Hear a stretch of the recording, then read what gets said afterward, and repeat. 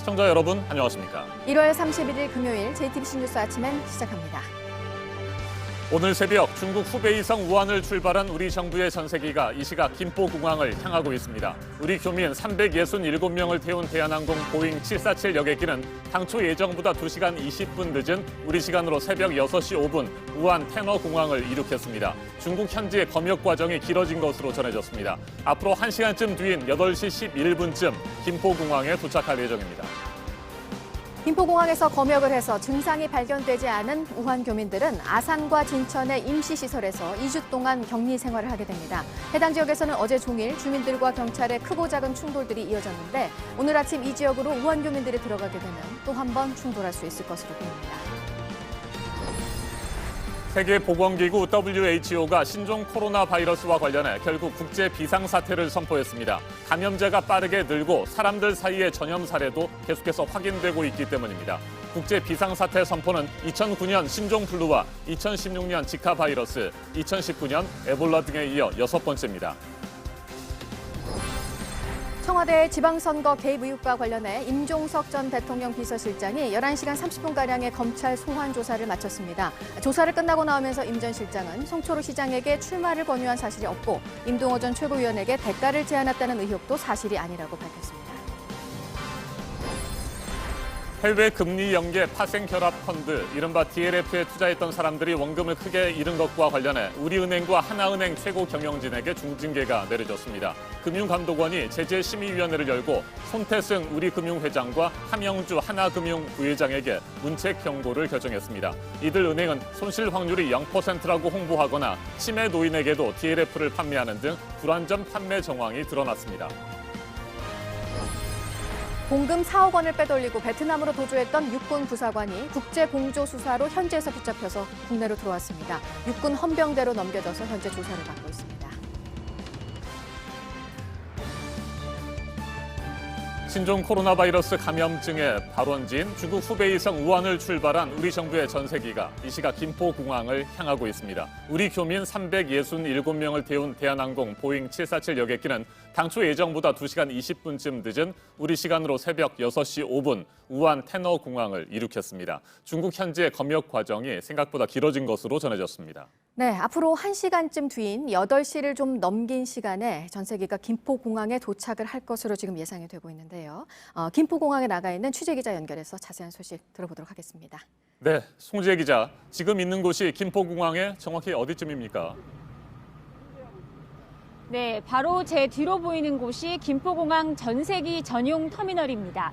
이번처럼 특정 목적으로 띄운 전세기나 기업의 전용기들이 드나드는 곳인데요.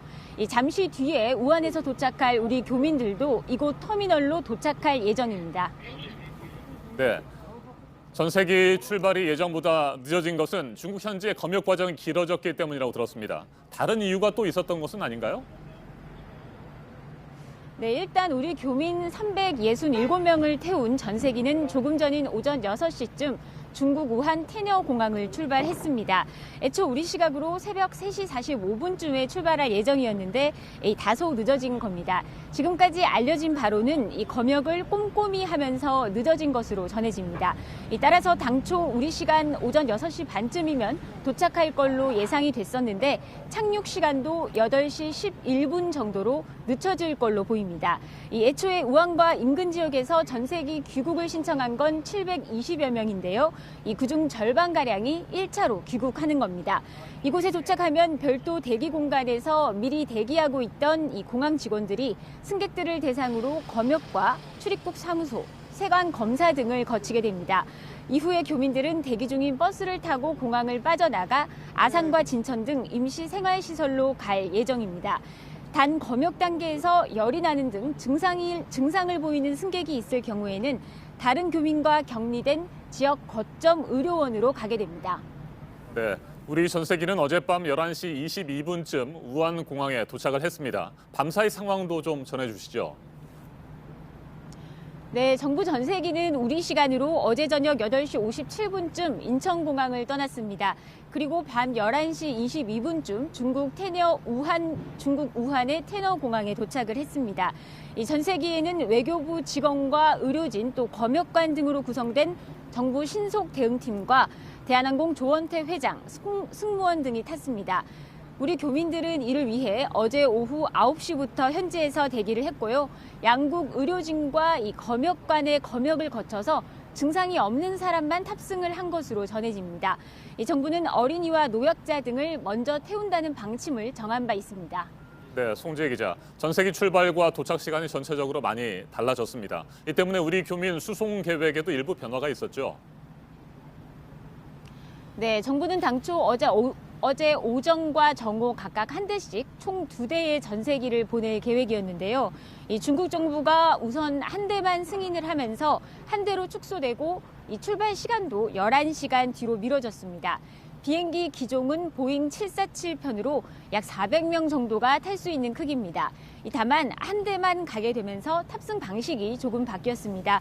원래 탑승객 간의 접촉 가능성을 낮추기 위해서 이 간격을 두고 앉히려는 계획이었는데요. 방역용 마스크를 쓰고 붙어서 앉으면 한 대에 모두 타는데 무리가 없다고 판단한 것으로 전해집니다. 지금까지 김포공항에서 JTBC 송지혜입니다. 네, 이번에는 앞으로 1시간쯤 뒤 김포공항에 도착하게 될 우리 교민들이 2주 동안 외부와 격리돼서 생활하게 될 아산과 진천 현장의 상황 알아보도록 하겠습니다. 아산 경찰 인재개발원의 취재기자 나가 있습니다. 오선민 기자, 아산과 진천 주민들 반발이 거셌는데 현재 상황은 어떻습니까? 네, 저는 아산 경찰인재개발원 앞에 나와 있습니다. 지금 제가 서 있는 곳에서 우한 교민 수용을 반대하는 시위가 어제 하루 종일 이어졌습니다. 지금은 경찰 병력만 대기하고 있는 상황입니다. 어제 저녁 도지사와 간담회 이후 대부분의 주민들이 이곳을 떠났지만 일부 주민들은 남아서 거세게 항의했습니다. 오늘 오전 우한 교민들이 들어올 때쯤이면 주민들과 경찰이 다시 충돌할 가능성도 있습니다. 네, 어제 아산 진천 주민들과 행정안전부 장관의 간담회도 있었잖아요. 어떤 이야기들이 오갔습니까? 네, 진영 행정안전부 장관은 어제 아산 경찰인재개발원과 진천 국가공무원 인재개발원을 잇따라 방문했습니다. 교민 수용을 반대하는 주민들을 설득하기 위해서입니다. 물병과 계란이 날아오는 등 주민들의 반발이 거셌습니다. 진천 주민들을 만난 진 장관은 교민 수용은 당연히 해야 하고 2주 정도면 해결된다면서 주민과 접촉할 수 없도록 하고 확진자가 나오면 즉시 병원으로 이송하겠다고 했습니다. 앞서 아산 주민들을 만난 자리에선 고생하는 국민들을 데리고 와야 하는 상황이라며 주민들이 걱정하지 않도록 시설을 잘 운영하겠다고 설명했습니다. 네, 우한 현지 출발이 당초 예정보다 늦어졌는데 우리 교민들 아산과 진천에는 언제쯤 도착하게 될까요? 아산 진천에 들어오는 시각은 예상보다 조금 늦어질 것으로 보입니다. 원래는 오전 6시 반쯤 김포공항에 도착할 예정이었지만 중국 현지 검역 문제로 2시간여 늦어진 상황입니다. 김포공항에 도착해 검역을 마친 교민들은 경찰 버스를 타고 아산과 진천으로 이동합니다. 각 임시 생활시설로 나뉘어 2주 동안 격리돼서 지냅니다. 네, 아산 진천에 도착하게 될 우리 교민들 앞으로 2주 동안 어떻게 생활하게 됩니까? 네, 오늘 들어오는 교민 360여 명 중 진천으로 가는 100명 정도를 제외하면 모두 이곳 아산 경찰인재개발원으로 옵니다. 1인 1실이 원칙이지만 영유아와 만 12세 이하 어린이는 가족과 같은 방을 사용합니다. 식사는 매 끼니 도시락으로 이루어지고 외출과 면회가 금지됩니다. 의료진은 하루 2차례 수용자들의 건강 상태를 확인합니다. 2주간의 격리 생활 동안 특별한 증상이 없으면 보건 교육을 받고 귀가합니다. 지금까지 아산 경찰인재개발원 앞에서 JTBC 오선민입니다. 전문가들은 중국 우한의 교민들을 시설에 격리하는 것이 정부가 할 수 있는 가장 강력한 방안이라고 말하고 있습니다. 지역사회로 전파될 가능성은 사실상 전혀 없다는 겁니다. 이상화 기자가 보도합니다. 설사 이분들 중에 감염인이 있다고 하더라도 코로나 바이러스가 떨어진 대로 이렇게 이동할 수는 없거든요. 바이러스의 전파 경로로 볼 때 격리시설에서 지역사회로 옮겨가는 건 불가능하다는 겁니다. 증상이 없는 교민까지 선제적으로 격리하는 건 사실상 가장 강한 조치란 얘기도 나옵니다. 시설 격리라는 것이 이제 격리 중에서는 가장 강한 방법에 해당되고요. 이 건물 밖으로 절대 사람들 나가지 못하게 하는 부분이고. 김포공항에 내린 교민들은 14일간 일반인과 접촉이 차단됩니다. 발열 체크를 해서 증상이 있으면 바로 격리병원으로 모시고 가기 때문에 사실 이분들끼리도 접촉을 철저히 금지하고 있습니다. 혹시라도 그 안에서 유행이 발생하면 안 되니까요. 교민들은 시설 밖으로 나갈 수 없고 방에서 나올 경우 미리 허가를 받은 뒤 N95 마스크를 쓰고 이동해야 합니다. 식당도 문을 닫아 식사는 도시락으로 해결합니다. 이들을 도울 의료진과 경찰관 등도 교민과 마찬가지로 2주간 격리 생활을 하게 됩니다. JTBC 이상화입니다. 국내에서 신종 코로나 바이러스 확진 환자가 2명 더 나왔습니다. 특히 2차 감염도 처음으로 확인됐습니다. 중국을 가지 않았는데도 세 번째 확진자에게 전염됐습니다. 박유미 기자가 보도합니다. 국내 5번째 확진자는 32살의 한국인 남성입니다. 업무로 우한시를 방문한 후 24일 귀국했습니다. 열은 없지만 평소 천식으로 가끔 기침이 있어 능동감시 대상으로 분류됐다가 양성 판정을 받았습니다. 6번째 확진자는 50대 남성으로 3번째 확진자와 접촉자로 분류돼 능동감시 대상이었습니다. 2차 감염에 따른 첫 확진자입니다. 앞서 3번째 확진자는 증상이 없는 상태로 입국했고 사흘간 서울, 일산 등을 돌아다녔습니다.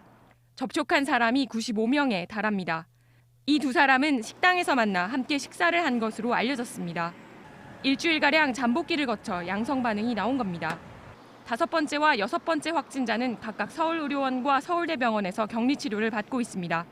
JTBC 박유미입니다. 신종 코로나 바이러스의 확산 속도는 갈수록 빨라지고 있습니다. 2003년에 사스를 넘어서는 수준입니다. 사망자도 170명으로 늘었습니다. 베이징에서 박성훈 특파원이 보도합니다. 우한을 둘러싼 후베이성 13개 도시는 하루에도 100명 이상 확진자가 쏟아지면서 제2, 제3의 우한으로 변했습니다. 감염자가 없던 티베트와 옌벤에서도 환자가 나왔습니다. 중국엔 이미 안전지대가 없습니다. 중국만이 아닙니다. 중동과 아프리카 국가도 신종 코로나 바이러스를 피하진 못했습니다. 감염자는 벌써 일주일 가까이 하루 1000명 이상 꾸준히 늘고 있습니다. 증가 속도도 사스 때보다 빠릅니다. 2003년 사스 확산 9개월 동안 감염자 수는 5,300명. 그러나 이른바 우한 폐렴은 공식 발표 한 달 만에 확진자가 이미 8,000명에 육박합니다. 여기에 대학 친구 6명이 동창회에서 만났다 집단 감염된 사례도 안후이성에서 나왔습니다. 감염자가 자신이 병에 걸린지 모른 채 친구들을 만난 걸로 드러나 무증상 감염 공포는 더 커졌습니다.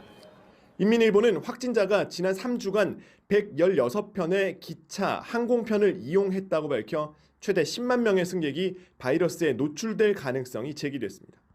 중국 정부는 일주일에서 열흘 안에 기세가 수그러들 것이라고 기대했지만 상황은 더 심각해지고 있습니다. 베이징에서 JTBC 박성훈입니다.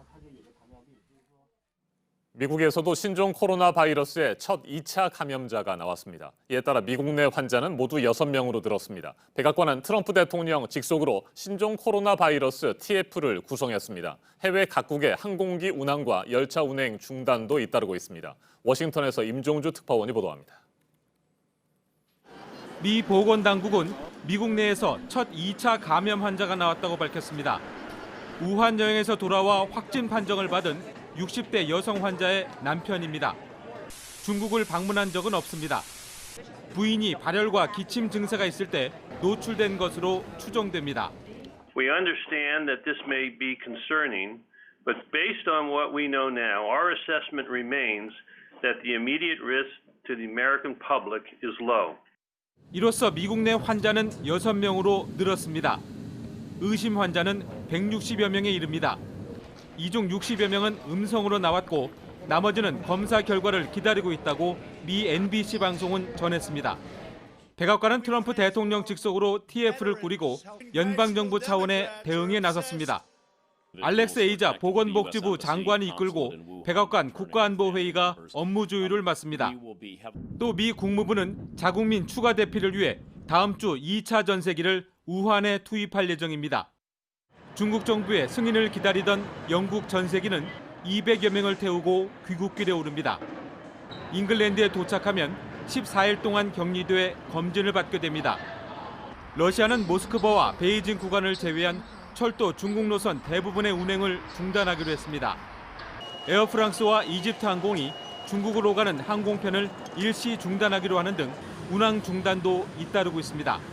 워싱턴에서 JTBC 임종주입니다. 네, 이 신종 코로나 바이러스와 관련해서 일주일 전에는 국제적 비상사태를 선포할 정도의 수준은 아니라고 했던 세계보건기구 WHO가 결국 비상사태를 선포를 했습니다. 중국이 아닌 곳에서 사람들 사이에 전염이 되는 사례가 계속 나오고 있는 게 결정적인 이유였습니다. 이재승 기자입니다. 세계보건기구 WHO가 다시 소집한 긴급위원회는 우리 시간 어제 저녁 9시 반에 시작됐습니다. 게브레예수스 WHO 사무총장이 중국을 방문해 시진핑 주석을 면담한 뒤 열린 첫 회의였습니다. 4시간여에 걸친 논의 끝에 WHO는 신종 코로나 바이러스 감염증에 대해 국제적 공중보건 비상사태를 선포했습니다. 이는 2009년 멕시코와 미국의 신종플루와 2016년 브라질의 지카 바이러스, 2019년 콩고 민주공화국의 에볼라 발병 등에 이어 역대 6번째입니다. 15명의 전문가로 구성된 긴급위원회가 비상사태 권고안을 냈고 사무총장이 최종 선포를 결정했습니다. 최근 일본과 독일, 대만 등 중국 밖에서 사람들 사이에 전염되는 2차 감염 사례가 잇따라 확인된 것이 결정에 영향을 미쳤습니다. 앞서 WHO는 지난 23일 첫 번째 회의에서 이번 신종 코로나와 관련해 비상사태로 간주하기에는 이르다고 판단한 바 있습니다. 비상사태가 선포되면서 발원지 등에 대한 체계적인 조사와 함께 여행 등 나라 간 이동이 제한됩니다. 또한 WHO가 각 나라에 발병과 관련한 투명한 정보를 제공할 것과 감염 환자의 격리도 요구할 수 있습니다. WHO는 신종 코로나 바이러스의 잠정적인 명칭도 제안했습니다. 임시 명칭은 2019 nCoV 급성 호흡기 질환으로 N은 신종을, CoV는 코로나 바이러스를 의미합니다. 공식 명칭은 추후 국제바이러스 분류위원회에서 최종적으로 결정됩니다. JTBC 이재승입니다. 청와대 선거 개입 의혹과 관련해서 어제 검찰에 나온 임종석 전 대통령 비서실장이 밤까지 11시간 30분가량 조사를 받았습니다. 조사를 받고 나오면서 자신이 받고 있는 혐의에 대해 다시 한번 부인을 했습니다. 이상엽 기자입니다. 임종석 전 대통령 비서실장이 검찰 청사를 빠져나옵니다. 2018년 울산시장 선거에 개입한 의혹과 관련해 공직선거법 위반 혐의로 11시간 30분 동안 조사를 받은 겁니다. 대체로 언론에 보도된 내용을 반복적으로 확인하는 과정이었고요. 특별히 새로운 내용은 없었습니다. 임 전 실장은 대부분 혐의를 부인한 걸로 알려졌습니다. 송철호 울산시장에게 지방선거 출마를 권유한 사실이 없고 임동호 전 더불어민주당 최고위원에게 경선 포기를 대가로 자리를 제안한 적도 없다고 했습니다. 그런 사실이 없기 때문에 분명하게 설명을 잘 했습니다. 검찰은 임 전 실장이 2018년 울산시장 선거를 앞두고 문재인 대통령의 친구인 송 시장에게 출마를 권유했고 경선 없이 공천을 받는 데 도움을 준 걸로 의심하고 있습니다. 반면 임 전 실장은 어제 조사에 앞서 사건을 이첩할 때부터 이미 분명한 목적을 가지고 기획됐다며 검찰의 기획수사라고 주장했습니다. 검찰은 조사 내용을 충분히 검토한 뒤 기소 여부를 결정할 방침입니다. JTBC 이상엽입니다. 박근혜 정부 시절 문화계 블랙리스트 사건에 대해 대법원은 어제 2심 재판을 다시 하라는 판단을 내렸고 지금 관심을 받고 있는 건 직권남용죄의 기준을 엄격하게 적용을 했다는 부분입니다. 다른 사건들에도 영향을 주게 될 것으로 보이는데요. 이 사법농단에 연루된 양승태 전 대법원장 그리고 감찰 무마 의혹을 받는 조국 전 장관 사건 등이 해당이 됩니다. 오효정 기자입니다. 직권남용 권리행사 방해죄는 단순히 공무원이 직권을 남용하는 행위를 하였다는 것만으로 곧바로 성립하는 것은 아닙니다. 대법원은 2심 재판부가 김기춘 전 대통령 비서실장 등에게 적용된 직권남용 혐의를 너무 넓게 적용했다고 봤습니다. 진보 성향 예술인들에 대한 지원을 배제한 것이 직권남용이라면서도 담당 공무원이나 단체 사람들이 의무 없는 일을 한 것인지는 더 정확히 따져봤어야 한다는 겁니다. 그러면서 이들의 행위를 10여 가지로 나눠서 판단했습니다. 진보 예술인들의 불리한 점들을 지원심의위원회에게 전달하고 이들이 지원받지 않도록 사업을 재공고한 것 등 12가지 행위는 직권남용이라고 결론냈습니다. 하지만 위원회 직원들에게 각종 명단을 보내라고 시킨 것이나 수시로 심의 진행 상황을 보고하라고 한 건 원래 통상 업무로 봤습니다. 의무 없는 일이 아니기 때문에 이 경우엔 직권 남용으로 보기 어렵다는 취지입니다. 대법원은 이 부분을 더 꼼꼼하게 따져보라며 사건을 서울고등법원으로 돌려보냈습니다. 다만 문체부 1급 공무원들 3명에게 사직을 강요한 건 2심과 같이 유죄가 인정됐습니다. 문화예술인들은 반발했습니다.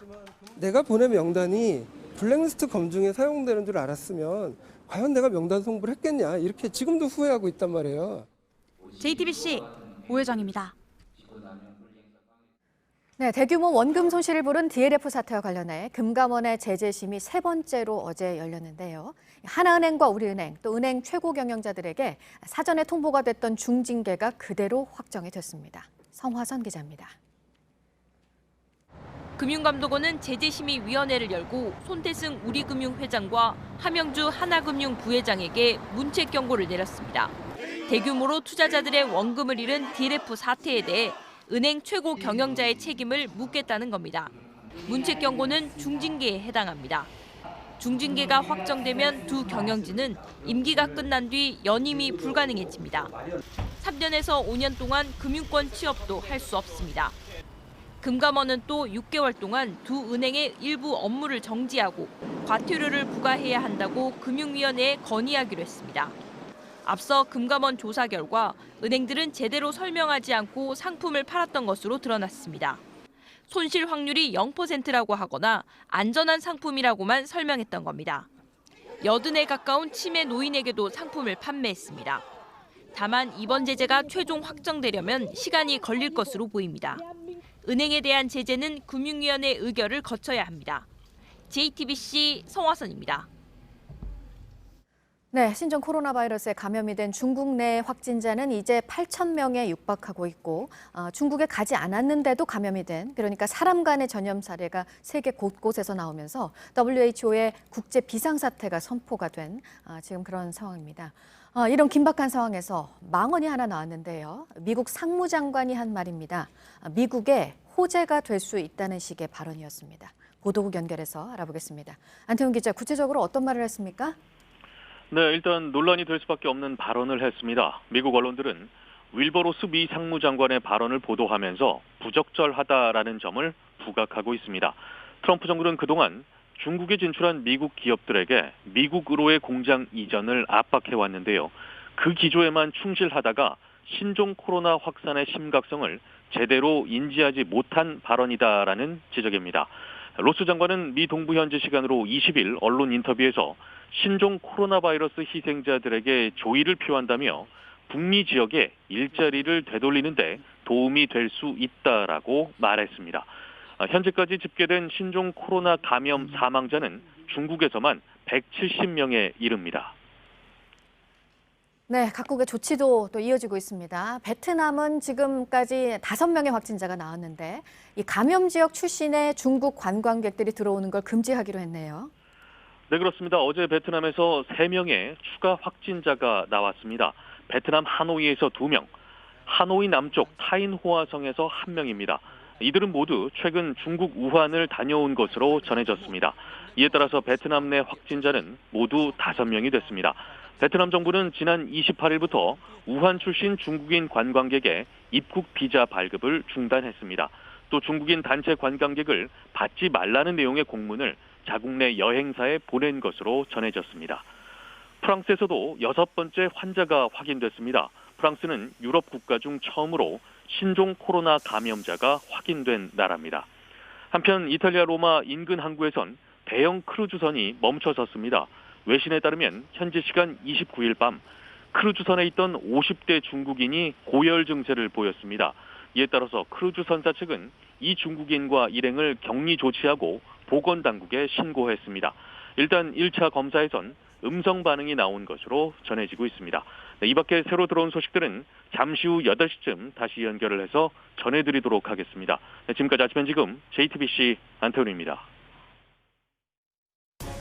이번에는 오늘 아침 체크해봐야 할 뉴스들을 분야별로 살펴보겠습니다. 먼저 정치 분야입니다. 이광재 전 강원지사가 더불어민주당 공동선거대책위원장을 맡기로 했습니다. 지난 2011년 불법 정치자금 수수 혐의로 지사직을 상실한 뒤 지난해 말 사면 복권되면서 9년 만에 당에서 역할을 맡게 됐습니다.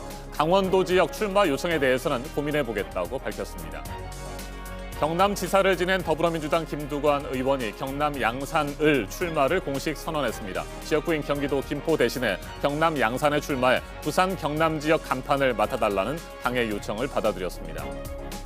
칭하이밍 신임 주한 중국 대사가 어제 부임했습니다. 인천국제공항을 통해 입국했는데 마스크를 쓴 모습이었습니다. 중국 우한에 고립된 한국 교민의 이송을 적극 돕고 한중 관계 발전을 위해 노력하겠다고 밝혔습니다. 아기들이 맞는 결핵을 예방하는 주사형 백신의 공급을 막고 고가의 경피용 백신을 팔아서 30배 폭리를 취한 업체와 관계자 모두 10명을 사법 처리하는 것으로 사건이 일단락이 됐습니다. 한국백신 대표이사를 포함해 7명은 구속 기소가 됐습니다. 기타 혐의의 업체와 또 공범 등에 대해서는 검찰이 추후에 처리를 할 예정입니다. 중국에 진출해 있는 우리 기업들 신종 코로나 바이러스의 영향을 곧바로 받고 있는데요. 특히 자동차 기업들은 춘절 연휴 기간이 계속 늘어나면서 공장 가동 중단 기간이 길어지고 있습니다. 중국 공장에서 만들고 있는 부품들의 수급 상황을 점검하는 등 사태가 장기화될 것을 대비를 하고 있습니다. 신종 코로나 바이러스와 관련한 일부 종목들의 주가가 최근 급등을 하고 있고 한국거래소가 투자자들의 주의를 당부했습니다. 16개 종목에 대해서 22차례에 걸쳐서 시장 경보 조치를 내렸습니다. 투기 세력들이 인위적으로 주가를 띄웠을 가능성에 대해서도 들여다보고 있습니다. 계속해서 사회 분야 뉴스입니다. 10억 원대 해외 원정 도박을 하고 성매매를 알선한 혐의 등을 받고 있는 그룹 빅뱅의 전 멤버 승리가 재판에 넘겨졌습니다. 앞서 2차례 구속 갈림길에 섰지만 법원이 모두 영장을 기각하면서 불구속 상태로 조사를 받아왔습니다. 병무청은 입영 연기 사유인 수사가 종료됐기 때문에 최대한 빠른 시일 안에 입영 통지 여부를 결정하겠다고 밝혔습니다.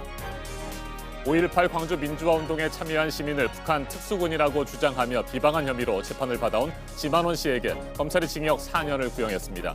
표현의 자유 한계를 초과해 5.18 민주화운동의 성격을 왜곡하고 관련 단체와 가족들을 비하했다며 이같이 구형했습니다.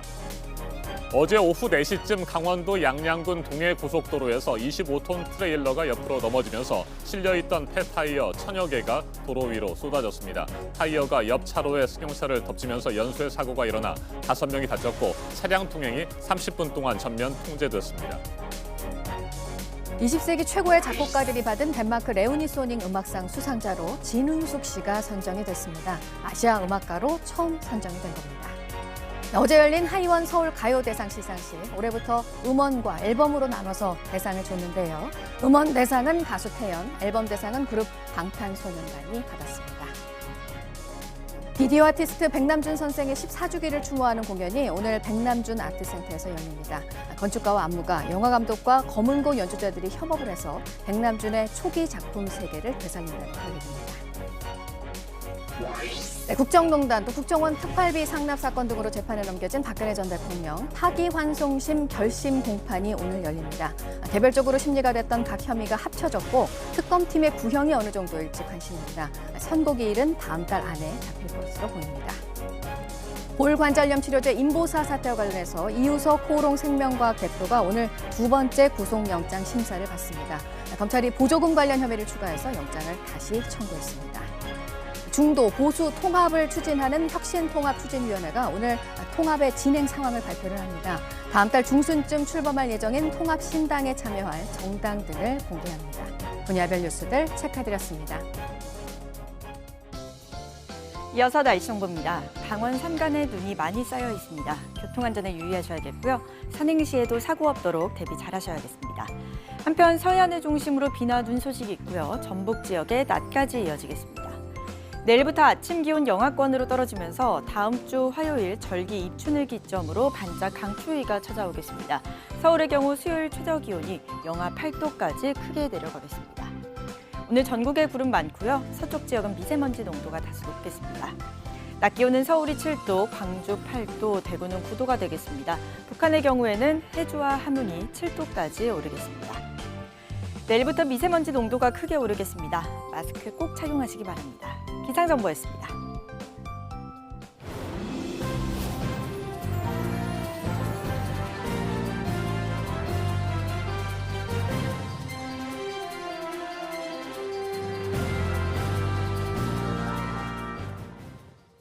공금을 들고 해외로 도주한 육군 부사관을 경찰이 공조수사에 나선 지 8일 만에 붙잡았습니다.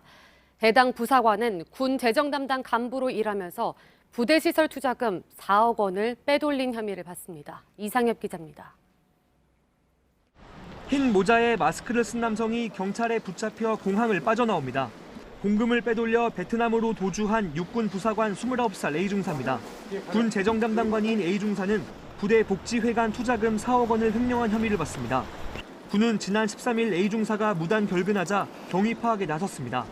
조사 결과 A중사가 공금을 횡령해 해외로 간 것이 확인됐다며 군 수사기관이 현재 경찰과 공조해 수사 중이라고 알렸습니다. 경찰은 지난 17일 인터폴 적색 수배를 내리고 베트남 공안부와 공조 수사에 들어갔습니다.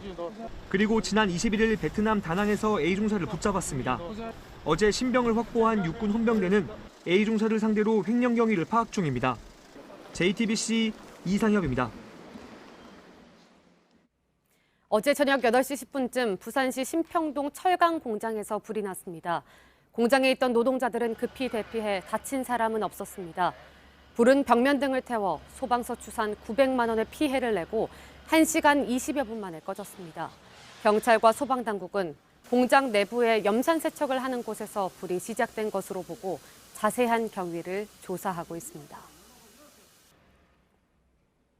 어제 오후 경기도 부천시 약대동 신축건물 공사장에서 40대 근로자 A씨가 추락했습니다. A씨는 복부와 등 부위를 다쳐 인근 병원으로 옮겨져 치료를 받고 있습니다. A씨는 지하 1층과 지상 1층을 연결하는 가설 사다리에서 작업하다가 사다리가 파손되면서 떨어진 것으로 알려졌습니다. 경찰은 정확한 사고 경위를 조사하고 있습니다. LG전자 의류건조기를 구입한 소비자들이 회사를 상대로 3억 원대 집단 소송을 제기합니다.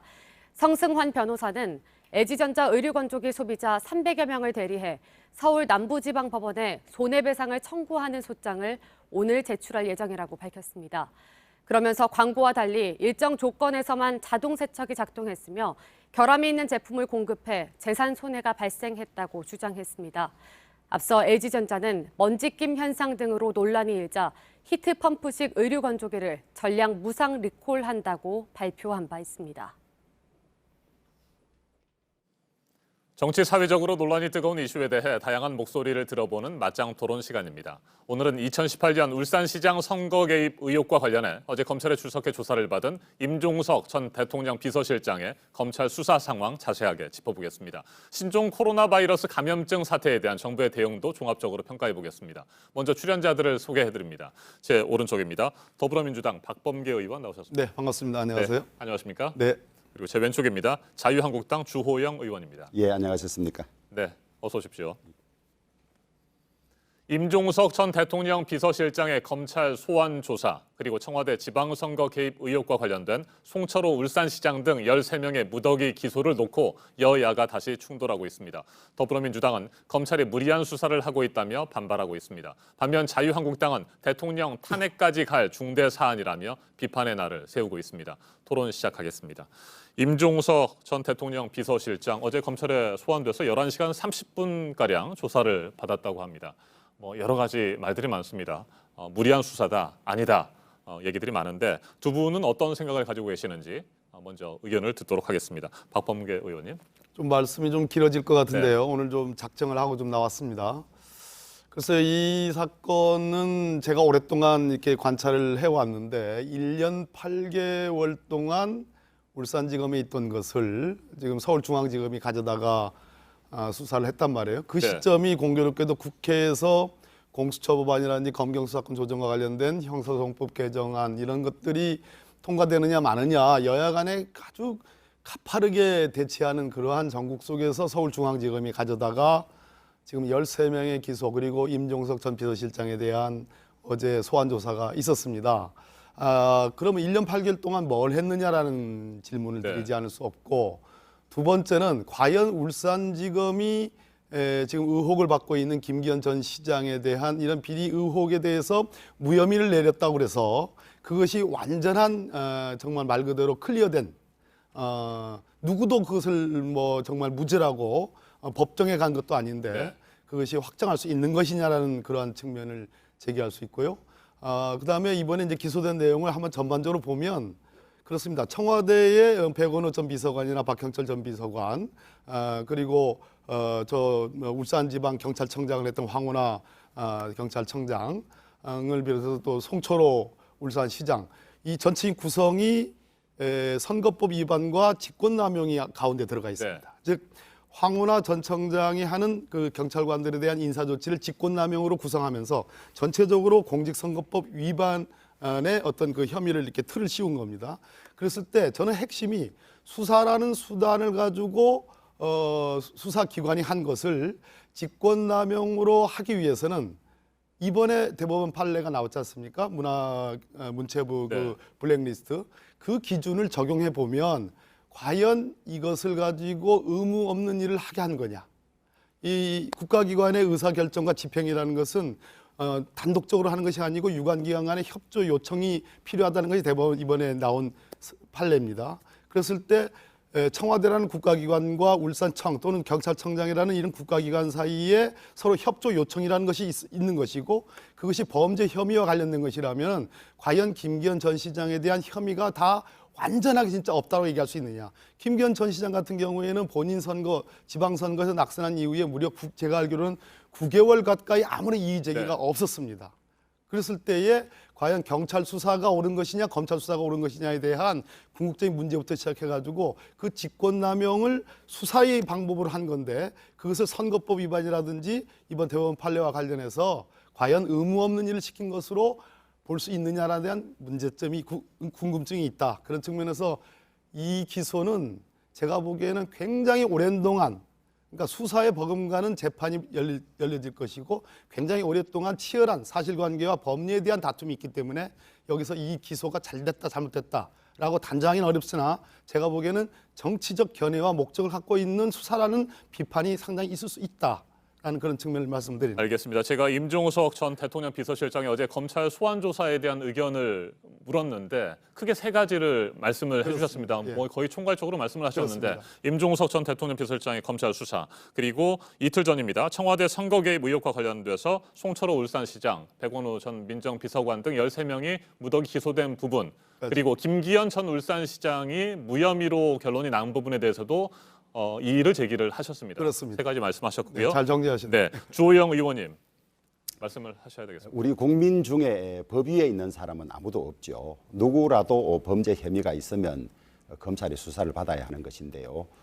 임종석 전 실장은 이 4가지 정도의 혐의를 가지고 있었습니다. 첫째, 송철호 울산시장과 2017년 10월에 서로 만났던 일이 있고요. 네. 그다음에 이 송철호 시장의 측근인 송병기 전 부시장의 메모에 의하면 대통령을 대신해서 송철호 변호사를 울산시장에 출마하게 한다는 그런 메모가 나와 있고요.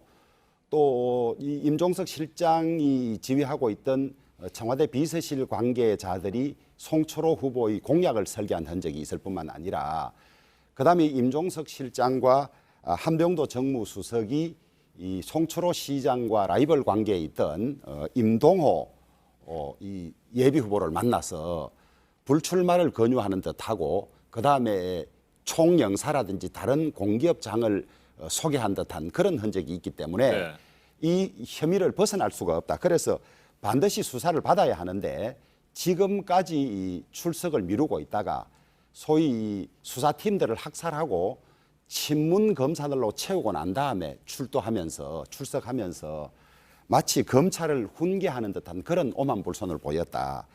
도둑이 오히려 경찰을 나무라는 그런 꼴이었다. 만약에 당당하다면 왜 이렇게 수사팀을 학살하고 난 뒤에 출두하는 것인지. 더구나 진중권 교수의 표현에 의하면 솔개가 뜨니까 구멍에 숨어 있다가 이제 솔개가 지나가니 말하자면 친문 검사들로 들어차 있으니까 이제 와서 저러고 있다고 하는데, 우리 국민들에 대한 예의나 염치가 너무 없는 것 같아요. 이제 어둠이 지나고 햇빛이 드러나면 백일하에 다 드러날 텐데, 수사가 되고 기소가 되고 재판이 되면 어떤 증거들이나 어떤 관여가 있을 텐데, 수사를 마치고 나오면서도 계속 정치적인 수사라고 이렇게 변명하는 것이 너무 개변이고 너무 국가 법질서 체계를 무시하고 말하자면 대통령 측근이었고 비서실장이었다는 이 위세를 너무나 부리고 있다. 대한민국 법치주의의 파괴이고 검찰이 더 수사를 진행해서 이 진위 여부를 국민들에게 밝히고 범죄가 있으면 기소를 해야 된다. 이렇게 보고 있습니다. 알겠습니다. 이런 측면도 있습니다. 그러니까 경찰은 혐의가 있다고 본 거 아니겠습니까? 울산 경찰은. 근데 울산 검찰은 혐의가 없다라고 본 겁니다. 저 김기현 전 시장에 대한. 아까 제가 말씀드렸듯이 김기현 전 시장은 9개월 가까이 이의 제기를 하지 않았습니다. 선거에서 지고 나서요. 그러니까 무혐의가 나니까 그때부터 이제 공세를 하기 시작하신 걸로 보여지는데, 그러면 김웅태라는 그 사람이 있습니다. 그 사람이 만들었다고 하는 그 30억짜리 이면 계약서라는 게 있지 않습니까? 아파트 입찰과 관련해서. 그것은 현존하는 실체적인 증거들입니다. 그리고 경찰 수사가 있는 거에 대해서 이야기하는 잠깐만요. 것은 임종석 실장 출석에 관해서 이야기를 하는데 그것이 같은 엉뚱대로 가지고 가시나요? 제가 말씀드리죠. 예. 같은 면에 있다는 겁니다. 동전의 양면이라는 겁니다. 그래서 이 재판이 어떻게 되냐면은 결국은 검찰 수사가 무혐의, 김기현 전 시장에 대한 수사를 무혐의한 것이 타당하느냐라는 것이 관련되어 있습니다. 왜냐하면 타당하지 않으면 역으로 그것을 울산 경찰이 수사한 것이 직권남용이 아니게 되는 거죠. 그런 측면에서 검찰의 무혐의 여부도 재판에 아마 대상이 될 겁니다. 또 하나 중요한 것은 지금 그 울산 검찰에서 그 전에 고래고기 사건이라는 게 있지 않습니까? 제가 아까 검경수사권 조정이라든지 이런 것이 다 연관되어 있다. 황운하 전 경찰청장이 송철호 시장, 당시 시장이 아니죠. 후보자죠. 로부터 부탁, 청탁을 받아가지고 수사를 했다라는 게 아마 제가 뭐 공소장 보지 못했지만 언론에 나오는 내용들입니다. 그러면 가장 중요한 키는 전체적인 청와대를 공직선거법 위반으로 엮었고 그 안에 선거의 공정성을 해하는 것이 일종의 직권남용인데 수사한 것이 네. 직권남용이라는 건데 그렇다면 그 직권남용을 했다는 황운하 전 경찰청장은 소환 조사하는 것이 마땅한 겁니다. 이거는 수사의 A, B, C 중에 A에 해당하는 거예요. 그런데 황운하 전 청장이 물론 소환 불응에 한 것은 맞습니다. 그러나 그렇다면 형사소송법상의 절차에 잘 아실 겁니다. 우리 뭐 법조인 출신이니까 체포영장이라는 게 있는 겁니다. 2월 4일 날 내가 출두하겠다 한다면 그때까지 못 기다리겠다 그럼 체포영장을 발부해서 그 전에 나와라. 그렇게 해가지고 수사하면 되는 건데 그 사람의 황운하 전 청장에 대한 조사 없이 전체적으로 이걸 직권남용을 말 그대로 중심으로 놓고 전체적으로 공직선거법의 외관을 두르는 이 형태의 기소가 과연 저는 재판에서 어떻게 이것이 반영이 될 건지에 대해서는 문제 제기를 한다는 얘기입니다. 알겠습니다. 저는 제가 잠깐 정리를 좀 해볼게요. 이야기를 오래 알겠습니다. 제가 했으니까. 질문하고 답변 기회를 또 드리도록 하겠습니다. 지금 크게 세 가지 사건이 있습니다. 현재 검찰이 수사를 벌이고 있는 2018년 울산시장 선거 개입 의혹 사건이 있고요. 예, 맞습니다. 박범계 의원께서는 계속 그 사건에 앞서서 있었던 김기현 전 울산시장의 무혐의 관련 사건, 고래고기 사건을 계속해서 말씀을 하고 계십니다. 그렇습니다. 그래서 이 부분에 대해서 주호영 의원께서도 답변하시고 그다음 주제로 좀 넘어가 보도록 할게요. 저는 오늘 이 토론에 민주당 측에서 나올 의원이 있을까 사실 이런 생각을 했습니다. 이 주제 가지고 와서 무슨 변명을 할까 이런 생각을 했는데 아니나 다를까 오니까 자꾸 딴 주제로 끌고 가려고 하는 듯해요. 우리가 고래고기 사건이라든지 이런 것들은 이미 이 자리에서 수차례 토론했습니다. 오늘은 어제 출석했던 임종석 전 실장에 대한 문제를 이야기하는데 변명거리가 없어요. 그래서 저는 어떻게 이걸 변명하려고 민주당에서 누가 나올까 이래 생각을 했는데 아니나 다를까 자꾸 딴 데로 끌고 가려는 듯한데 이 손바닥으로 하늘을 가릴 수가 없습니다. 없고 민주당 측이나 지금 이 임종석 실장 측에서는 같은 이 혐의를 받는 사람들끼리 수차례 출석 요구에도 응하지 않고 있으면서 저 사람이 먼저 조사해야 나를 조사해야 되는데 왜 저 사람 조사하지 않냐 이런 아주 개변에 가까운 논리를 쓰고 있어요. 황운하 경찰청장이나 대전경찰청장이나 그다음에 이 임종석 실장이나 그다음에 이광철 비서관이나 대전경찰청장 아닙니다.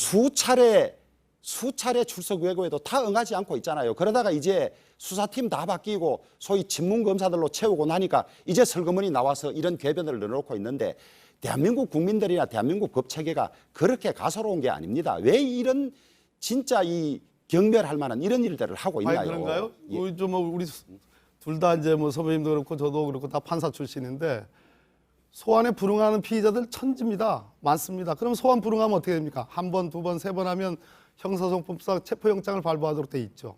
그런 절차 안 했습니다. 제가 말씀드리는 것은 황운하 전 경찰청장의 조사는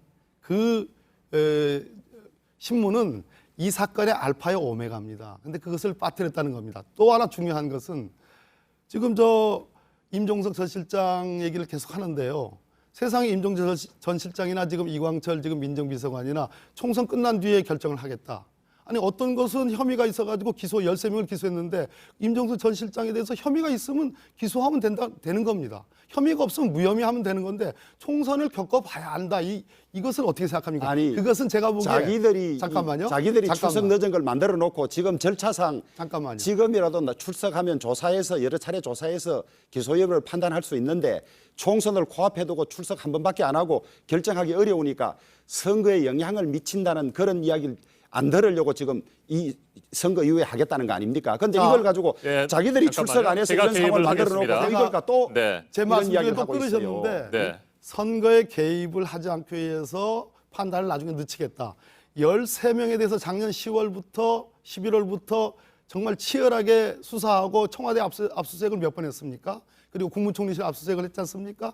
그 작년 10월, 11월은 이미 선거 국면에 돌입한 때입니다. 13명 엊그저께 기소한 것이 선거에 영향을 안 미쳤습니까? 영향을 미친 겁니다. 그런데 임종석 전 실장과 이광철 비서관 전 기소하라는 얘기가 아닙니다. 지금 시점에서 혐의가 없으면 혐의가 없는 겁니다. 4월 15일 총선이 끝나면 혐의가 생기고 총선이 안 끝나면 혐의가 없는 겁니까? 그렇기 때문에 어느 부분은 선거에 영향을 미쳐서 빨리 끝내고 어느 부분은 선거에 영향을 미칠까 봐 늦게 끝낸다는 것이야말로 정치적 재단이고 정치적 판단이다라는 얘기입니다. 따지면 거기까지 듣고요. 잠깐만 그렇게 따지면 4년 365일 선거에 영향을 미치지 않을 사건이 없어요. 맞죠? 그러나 선거에 임박해서 하는 것은 영향이 있기 때문에 지금 다시 출석 요구하고 수사하고 하면 난리 칠 거 아니에요. 선거에 영향을 미친다고. 그래서 그것을 고려한 것조차 가지고 거꾸로 해석하는 그 해석 능력이 저는 참 놀랄 따름이고요. 그다음에 제가 누차 말씀드리지만은 우리가 시간이 지나면 부끄러운 변명들이 많아요. 저도 그런 경험이 있는데 너무 여당에 있다고 자꾸 앞장서서 지금 여당 그것을 변호하지 말라는 말씀을 제가 누차례 드려요. 변호하는 게 아니라 제가 판사 출신이고 제가 법률가이기 때문에 자, 그다음에 잠깐만요. 자, 그다음에 한마디만 더 이야기합시다. 그다음에 출석하지 않으면 몇 차례 출석 요구하고 체포영장을 청구하라는데 일반인이면 그렇게 해요. 이 정권에 책임 있는 자리에 있는 공무원들이고 중요한 사람들인데 그걸 여기 와서 몇 번 출석 안 하면 체포영장 가지고 잡아가시오. 이게 할 말입니까? 그게 봐줬다는 얘기입니까? 그럼 제가 말씀 더 드릴게요. 자, 기본적으로 이 수사가 왜 그러면 울산지검에서 그렇게 아무런 진척이 없다가 그것을 갑자기 왜 서울중앙지검으로 끌고 옵니까? 그 끌고 온 시점이 언제 됩니까? 민주당하고 자유한국당하고 가파르게 대치하고 있는 그런 상황 아닙니까? 그리고 기소를 결정하고 이런 시점들이 공수처 통과되고 검경수사권 조정 통과되고 한 그 직후 아닙니까? 그런 측면에서 아까 말씀하셨습니다.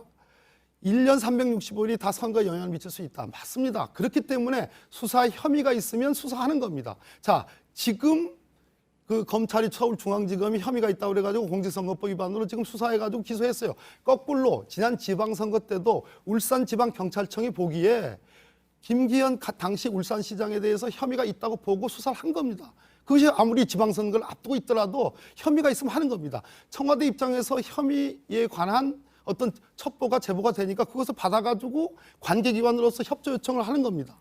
이첩을 하는 겁니다. 네. 아까 제가 말씀드렸듯이 대법원 판례에 의하면 기관 간에 협조 요청을 하고 그것을 받아들여가지고 수사를 한다면은 그것은 직권남용 의무 없는 일을 시킨 것이 아니다라는 판단이 가능한 얘기입니다. 박범계 의원님. 검찰 수사와 관련된 얘기 이제 좀 마무리하고 네. 신종 코로나 바이러스 얘기도 조금 해야 되거든요. 이 정도로 박 의원님의 말씀은 듣고요. 주호영 의원님께서 반론하시고 아니 저는 이 넘어가 보도록 13명 하겠습니다. 기소에 관해서도 좀 네. 이야기를 하려고 했는데 우리 박 의원님이 불리한 주제를 피하고 앞에 시간을 다 쓰는 바람에 이 13명 기소에 대해서 이야기할 시간을 유리불리가 없어요. 놓쳤어요. 그냥 사실은 제 법률적 판단입니다. 주 의원님 말씀 좀 사실은 듣겠습니다. 지금 이 권력의 이 무지막지한 이 수사 방해 행포에 맞서서 윤석열 검찰이 그래도 한 발 한 발 나가고 있는 것 아닙니까? 여당 대표를 한 사람을 선거 앞두고 법무부 장관 보내서 수사 진행하는 수사팀들 다 해체하고 2차까지 해체하고 그 요직 자리에 소위 친문 검사들 다 넣어서 수사 기소에 대한 반대 의견들 내고 이런 걸 국민들이 다 보고 있습니다. 그러다 보니까 이 수사를 지휘하고 있는 윤석열 총장이 심지어 대선 후보 여론조사에도 2위 갈 정도로 국민들이 어떻게 보고 있는지를 잘 한번 챙겨보세요. 챙겨보시고 그다음에 이 저 울산시장부터 송병기 부시장부터 무려 청와대 관계되는 사람 13명이 청와대 관계 있는 사람 6명 포함해서 13명이 기소가 됐는데요. 총선 전까지 어떻게든 시간을 끌어보자는 의도밖에 안 보여요. 안 보이고 총선 끝나고 나면 그런 게 밝혀지더라도 선거에 좀 영향이 없을 것 같으니까 어떻게 해도 수사를 지연시키고 기소를 막기 위해서 심재철 반부패 공안부장이라든지 이성윤 서울중앙지검장이라든지 이런 분들이 검찰 후배들 수사팀의 의견과 다르게 지금 계속해서 혼자서 엉뚱한 이야기를 해서 두 사람이 거의 왕따가 되고 있잖아요. 그래서 이것은 수사대로 지금 검찰이 친문 검사들이 주로 들어가 있는데 무슨 이 법에 없는 기소를 하겠어요. 그래서 수사 진행대로 방해하지 말고 그대로 두시고 법원에서 판단받으면 되는 거예요. 그런데 힘으로서 무지막지하게 드러나면 뭐가 겁이 나서 그런지 모르겠습니다. 지금 청와대 6명, 청와대 전 비서실이 여러 비서실이 관계되어 있을 정도가 되니까 아마 대통령 관련 여부를 국민들은 가장 궁금하게 생각해요. 대통령이 모르는 채 비서들이 이렇게 이 송초를 돕기 위해서 저지른 일인지 아니면 대통령 30년 친구를 돕기 위해서 대통령 묵인하에서 한 것인지 이 답변을 지금 궁금하게 생각하고 있어요. 알겠습니다. 그거에 대해서도 답변을 해주셔야 돼요. 의원님, 잠깐만요. 제가 하나만, 개입해서 네. 토론을 좀 정리하고 답변의 기회를 다시 한 번씩 드리도록 하겠습니다. 당초에 신종 코로나 바이러스에 대한 정부의 대응도 저희가 평가를 좀 해보려고 했습니다만 현실적으로 오늘은 시간이 없을 것 같습니다. 그래서 차라리 지금 열띤 공방이 진행된 검찰 수사와 관련해서 두 분의 말씀을 한 번씩만 더 듣고 오늘 맞짱 토론은 마무리하도록 하겠습니다. 오늘 뭐 시간이 많지 않았기 때문에 다음 주에 또 한번 나와 주셔야 될 것 같습니다. 제가요. 네, 잠깐만요. 그래서 박범계 의원님께 먼저 1분 드릴게요. 네. 정확하게 시간을 좀 지켜주시고요. 주호영 의원님께서도 1분 말씀해 주시고 오늘 맞짱 토론은 이 상태로 끝내겠습니다. 그리고 다음 주에 한번 다시 모실 수 있도록 하겠습니다. 박 의원님 말씀하십시오. 제가 참 애처롭다는 판단을 생각을 합니다. 저는 법률가로서 이번 수사의 시작과 중간과 결론 그 사이에 있었던 정치적 행위들에 대해서 평가를 드린 겁니다. 제가 공소장을 보지도 못했고 수사 기록은 더더욱 못 봤습니다. 그러니까 제 판단은 제 느낌입니다. 또 하나 중요한 것은 아니 윤석열 검찰총장을 지금 대권 후보 여론조사까지 지금 야당 자유한국당 의원님께서 지금 말씀하셨습니다. 황교안 대표가 제일 피해자일 수도 있는 겁니다. 이런 상태로 지금 제1야당의 지금 중진 의원께서 지금 윤석열 검찰총장의 여론조사, 대선 후보 여론조사 결과를 지금 말씀하시는 거 보면 참 애처롭다는 생각이 들어요. 이게 말이 됩니까? 어떻게 대한민국 검찰총장이 대권 여론조사에도 집어넣는 것조차도 전 참 맞지 않다고 생각이 들고 그것을 또 언급하는 것 자체도 저는 참 안타깝다는 생각이 듭니다. 지금 무슨 얘기냐? 정치 행위의 중간에 와 있다. 정점에 와 있다는 얘기입니다. 이거 자체가 아주 극명한 증거 아니겠습니까? 참 애처롭습니다. 1분 지났어요. 네, 말씀하십시오. 그 중도 국민들이 그만큼 이 수사에 관해서 박수를 보내고 있고 이 수사를 방해하기 위한 대통령과 법무부 장관 여권의 이 수사팀 학살에 대해서 분노하고 있다는 자료이지 그걸 엉뚱하게 해석하지는 말고요. 정상이 그다음에 아닙니다. 지금 임종석 실장이나 우리 박범계 의원이나 누구나 제기된 의혹에 대해서는 일체 답변을 하지 않은 채 무슨 1년 8개월을 끌다가 왜 보냈느니 검경 수사권 분리 때문에 했느니 이런 엉뚱한 이야기만 자꾸 하고 있어요.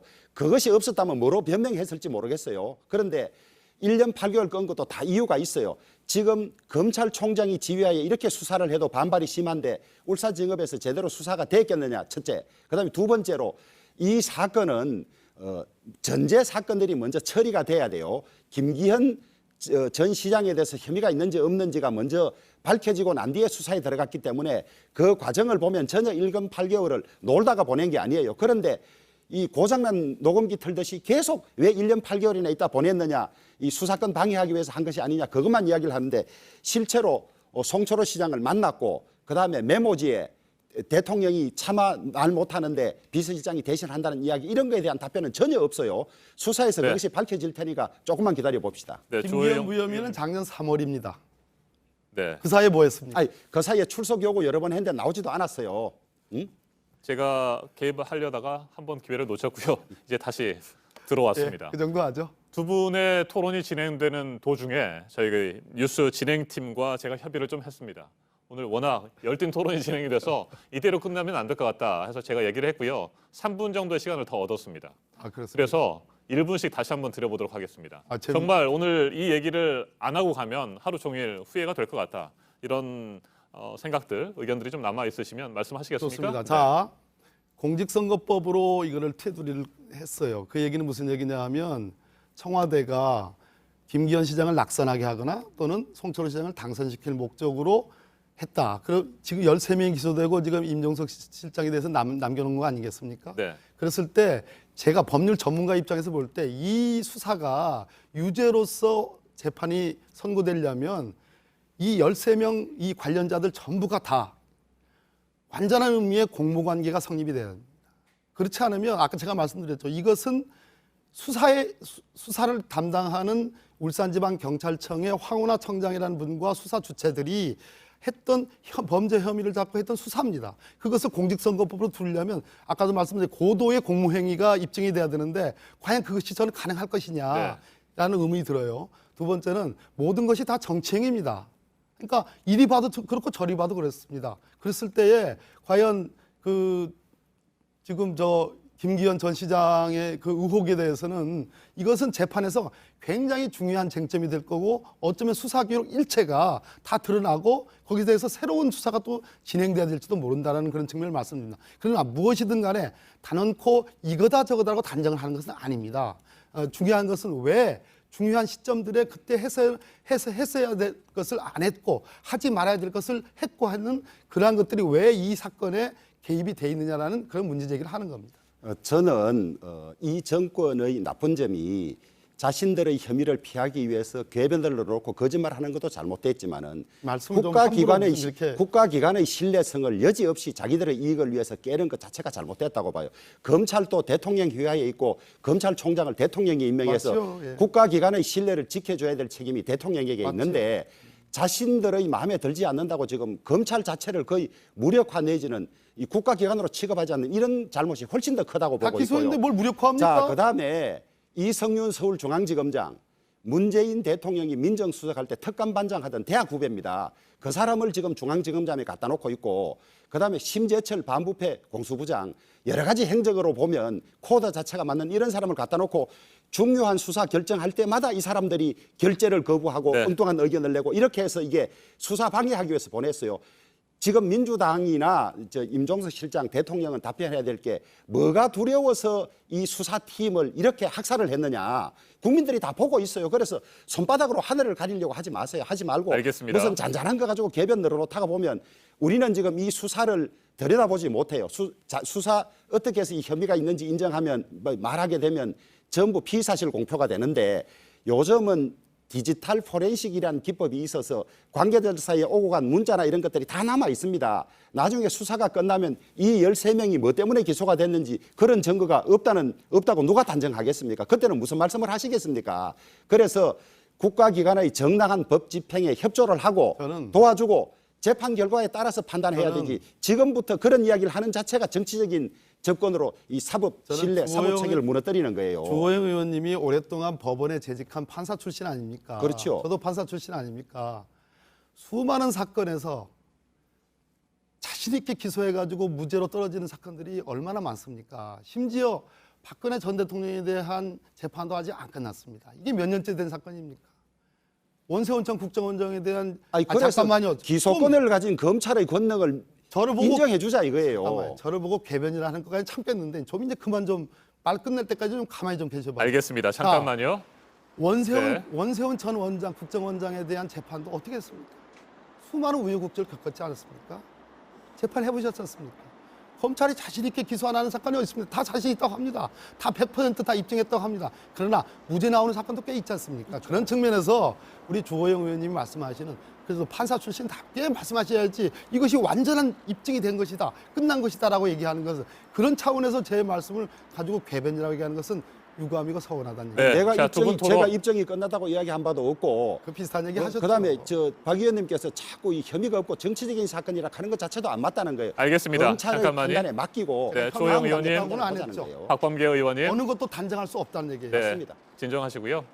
이제 맞춰야 됩니다. 제가 오늘 당초 예정된 시각보다 한 10분 정도를 더 드렸고요. 치열한 공방을 진행했습니다. 두 분이 자유롭게 토론하실 수 있도록 제가 가능하면 끼어들지 않고 두 분의 토론 잘 들었습니다. 다음 주에 한 번 더 나오셔서 토론 이어가면 좋을 것 같습니다. 맞짱 토론 여기에서 마무리하도록 하겠습니다. 더불어민주당 박범계 의원, 자유한국당 주호영 의원과 함께했습니다. 오늘 토론 잘 들었습니다. 감사합니다. 네, 고맙습니다. 네, 감사합니다. 네. 네. 자, 지금 이 시각 우한 전세기가 김포공항에 도착했습니다. 열띤 맞짱 토론이 진행되는 도중에 김포공항에 도착했다는 소식이 들어왔습니다. 지금 여러분께서는 실시간으로 김포공항의 모습을 보고 계십니다. 신종 코로나 바이러스 감염증의 발원지인 중국 후베이성 우한을 출발한 우리 정부의 전세기가 조금 전 김포공항에 무사히 도착했습니다. 우리 교민 367명이 귀국했습니다. 대한항공 보잉 747 여객기는 우리 시간으로 당초 예정보다 2시간 20분 늦은 새벽 6시 5분 우한 테너 공항을 이륙했습니다. 중국 현지의 검역 과정이 길어진 것으로 전해졌습니다. 우한과 후베이성 일대에서 사실상 고립돼 있던 우리 교민들이 1차로 돌아왔습니다. 김포공항에 나가 있는 취재 기자를 연결해서 자세한 소식 알아보도록 하겠습니다. 송재 기자. 네, 중국 우한에서 출발한 전세기 김포공항에 도착을 했군요. 네, 송지혜 기자. 아직 연결이 안 돼 있습니까? 네, 전해주십시오. 전세기는 조금 전인 7시 58분쯤 이곳 김포공항에 도착했습니다. 교민 367명을 태운 전세기입니다. 제가 지금 서 있는 곳은 이 김포공항의 전세기 전용 터미널인데요. 이번처럼 특정 목적으로 띄운 전세기나 기업의 전용기들이 드나드는 곳입니다. 이 잠시 후에 교민들도 이 터미널을 통해 들어올 예정입니다. 현재 활주로에는 여러 대의 응급차도 대기 중입니다.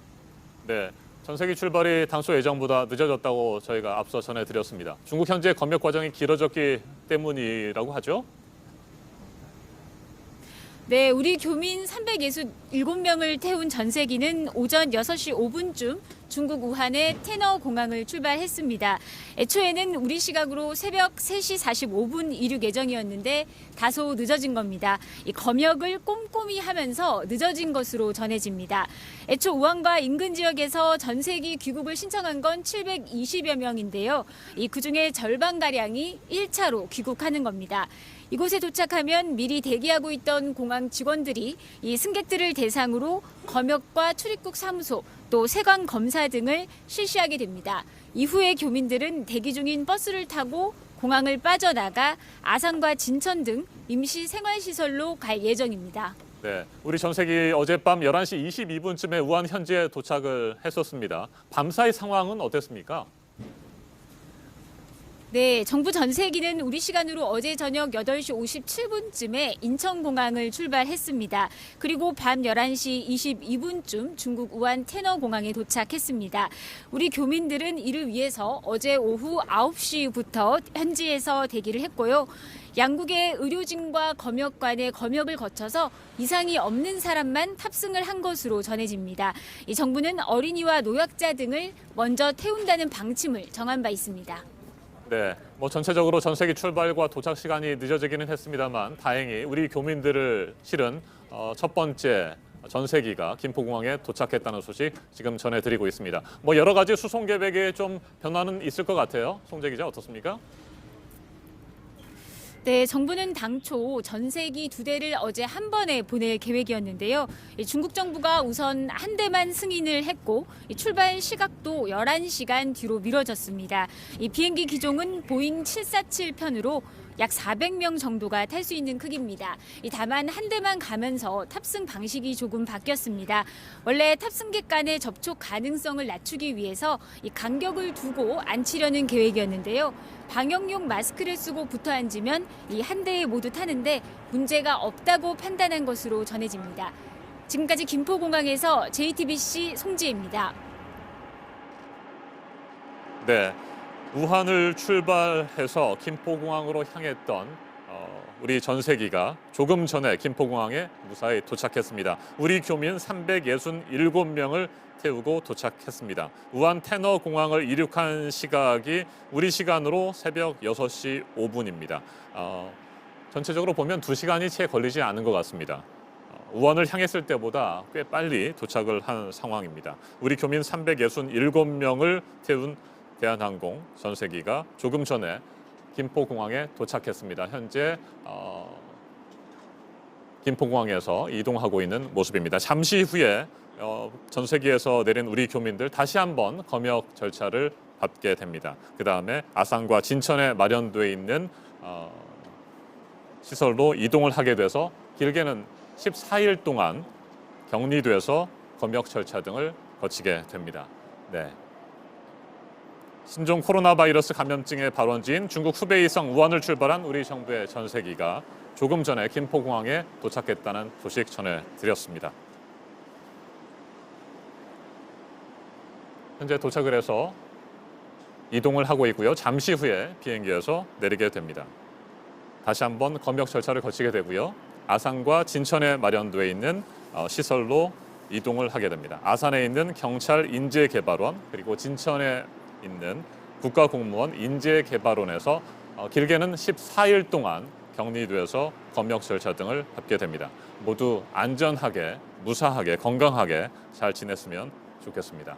네, 지금까지 김포공항에 전세기가 도착했다는 소식 전해드렸습니다.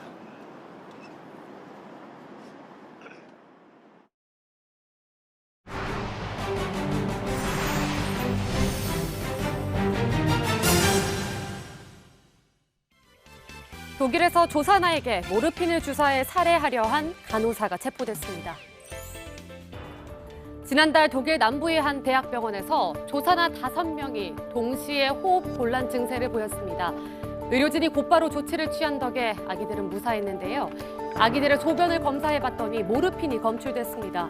현지 시간 29일 사건을 수사 중인 경찰이 한 간호사의 사물함에서 모르핀 흔적이 있는 모유 주사기를 발견해 해당 간호사를 체포했는데요. 이 간호사는 혐의를 부인하고 있지만 현지 경찰은 이 간호사의 정신 감정을 의뢰하는 한편 살인 미수 등의 혐의로 기소할 예정이라고 밝혔습니다. 한 사람이 지나다닐 수 있는 크기의 터널이 길게 이어져 있습니다. 미국 접경 지역인 멕시코 북서부 티juana에서 발견된 마약 밀수용 터널인데요. 미국 캘리포니아주 샌디에이고까지 연결되어 있는 이 터널은 길이가 약 1.3km로 지금까지 발견된 것 중 가장 긴 비밀 터널입니다. 미국 연방세관 국경보호국이 몇 년에 걸쳐 조사한 끝에 발견한 건데요.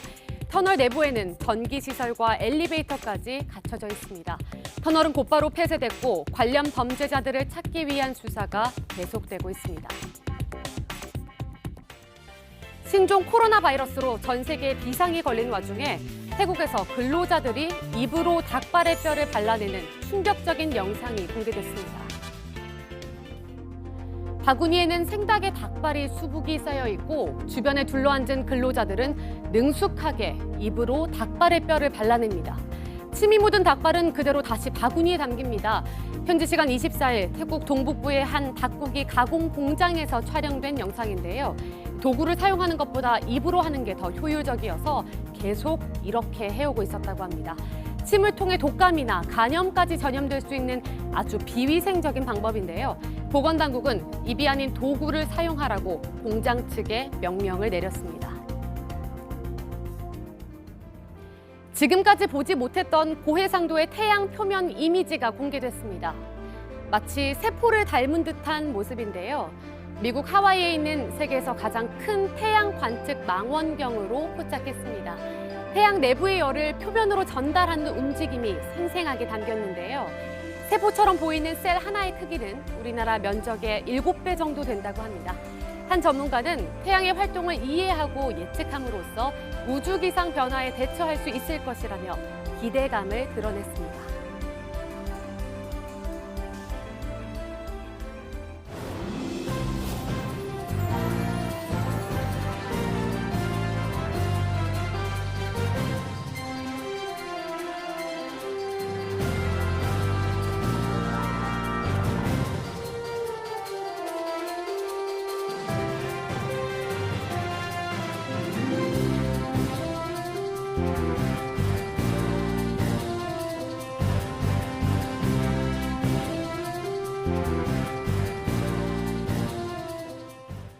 네, 금요일 아침 8시 8분 지나고 있습니다. 중국 우한에서 우리 교민 360여 명을 태운 전세기가 조금 전에 김포공항에 들어온 모습 보셨습니다.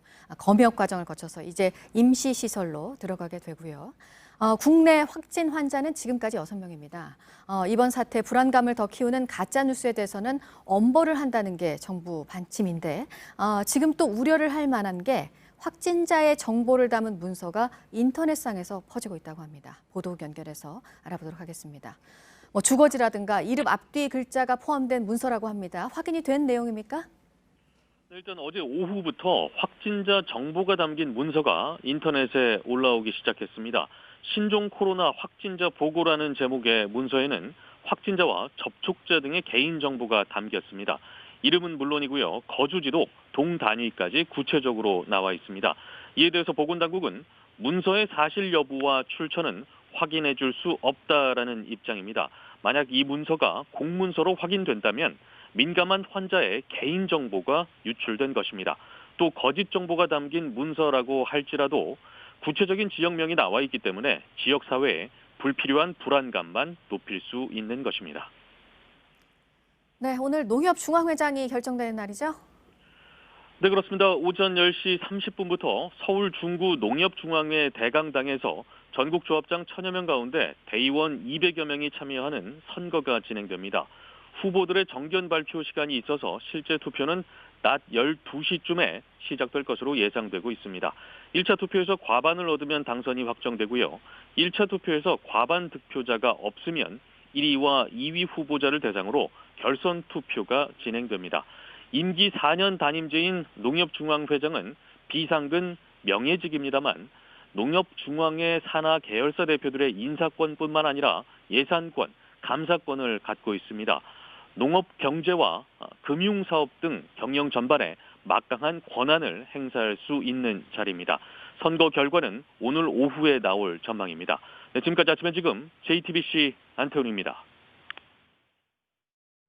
대법원 전원 합의체가 어제 박근혜 정부 시절 문화계 블랙리스트 사건을 서울 고등법원으로 돌려보냈습니다. 김기춘 전 대통령 비서실장과 조윤선 전 문화체육관광부 장관 등에게 적용된 직권남용 혐의를 좀 더 엄격하게 따져보라는 취지입니다. 김광산 변호사 자리에 함께했습니다. 어서 오십시오. 네, 안녕하세요. 네, 어제 대법원의 선고 직권남용죄에 대해서 대법원 전원 합의체가 처음으로 구체적인 판단을 제시했다. 이런 의미가 있지 않겠습니까? 어떻게 보세요? 네, 의미가 있죠. 네. 일단 직권남용죄가 굉장히 그 범죄 구성 요건이 좀 어렵습니다. 그래서 사실은 전에는 이제 거의 직권남용죄로 적용하는 사례가 없었어요. 그런데 국정농단 사건 이후에 이제 직권남용죄를 적용해서 기소한 사례가 좀 많이 있었죠. 네. 그런데 워낙 이 요건이 좀 까다롭다 보니까 1심에서는 뭐 무죄, 2심에서는 유죄. 그래서 상당히 이게 법조계에서도 좀 약간 혼란스러운 그러한 죄명이다 이렇게 볼 수 있고, 최근에 우리가 아시다시피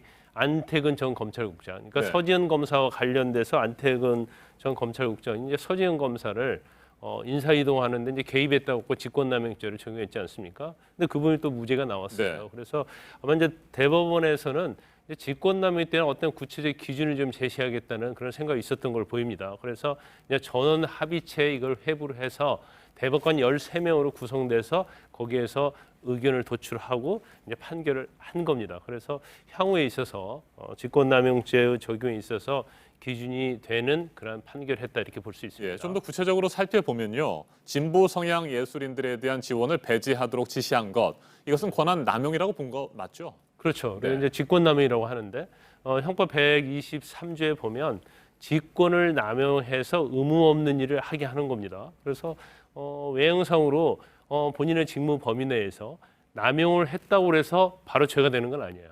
그러니까 직무 범위 내에서 직권을 남용했는데 상대방, 네. 하급자로 하여금 의무 없는 일을 하게 해야만이 직권남용죄가 해당이 되거든요. 그래서 이번 대법원 판결도 설사 직권남용에 해당한다 하더라도 하급자로 하여금 의무 없는 일을 하게 해야 하는데, 이 의무 없는 일이라는 것은 결국 법령이랄지 여러 가지 네. 기준을 따져봐야 한다는 거예요. 그래서 이번에 김기춘 전 비서실장이랄지 조윤선 전 장관, 그리고 여러 가지 박근혜 정부 때 고위공직자들이 있는데, 공직자들이 어떤 정치의 견해가 다르다랄지 아니면 정부에 대해서 비우호적인 문화예술인 단체나 개인에 대해서 불이익을 준 것 자체라고 지시한 건 직권남용에 해당이 된다는 거죠. 그렇지만 그 과정에서 이것을 보고하고 문건을 작성하도록 한 것 자체는 의무 없는 일이 되느냐 안 되느냐는 좀 법령을 따져봐서 심리를 다시 해라 하면서 서울고법으로 보냈는데 이걸 직권남용에 대한 법리 오해 부분과 사실에 있어서 좀 약간 미진한 부분이 있지 않느냐. 그러면서 이제 파기환송해서 돌려보낸 거죠. 네, 그러니까 다시 한번 정리를 하면 고위 공무원의 직권 남용죄에 대해서 보다 엄격한 잣대를 들이댔다 이런 의미라고 보면 되겠습니까? 네, 정확히 말씀이 맞고요.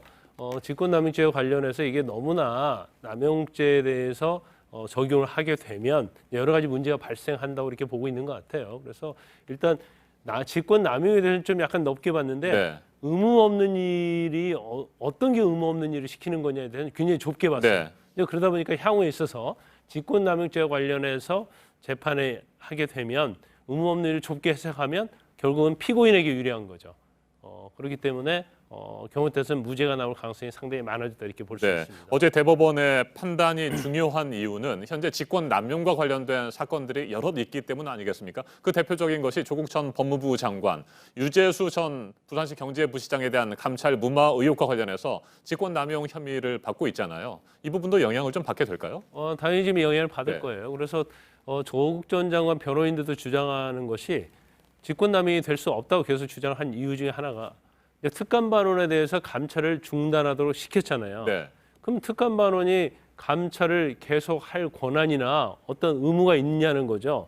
만약에 민정수석과 다르게 특감반원이 계속적으로 감찰 의무가 있다고 하면 이걸 저지시키면 사실 이건 직권남용죄 돼요. 그렇지만 변호인 측에서 주장하는 것처럼 특감반원은 그러한 권한이나 의무가 없다는 거죠. 단지 민정수석의 지식에 따라서 보조원으로서 어떤 감찰을 하기 때문에 이건 직권남용죄가 되지 않는다는 계속 주장을 해서 사실 이제 대법원 판결이 여기에 상당 부분 영향을 미치게 되면 또 무죄 가능성도 있습니다. 또 하나 관련된 중요한 사건, 양승태 전 대법원장의 사법농단 사건 아니겠습니까? 이건 어떻게 보세요? 네, 양승태 전 대법원장의 경우에도 사실은 굉장히 밀접한 관련이 있어요. 왜냐하면 재판 개입이랄지 재판 관련된 문건을 작성하게 한 행위거든요.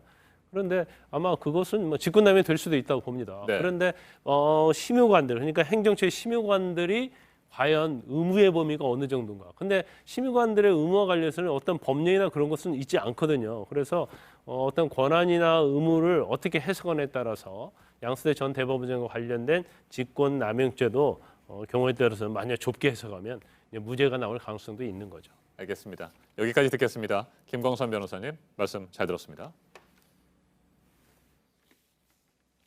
네, 신종 코로나 바이러스 감염증의 발원지인 중국 후베이성 우한을 출발한 우리 정부의 전세기가 조금 전 김포공항에 도착했습니다. 우리 교민 367명이 귀국했습니다. 대한항공 보잉 747 여객기 우리 시간으로 당초 예정보다 2시간 20분 늦은 새벽 6시 5분 우한 테너공항을 이륙했는데 2시간이 채 안 된 상황에서 김포공항에 조금 전에 도착했습니다. 김포공항 다시 한번 연결해서 현재 상황 살펴보도록 하겠습니다. 송재 기자, 김포공항에 도착한 우리 전세기 이제 완전히 멈춰 섰을 것이고요.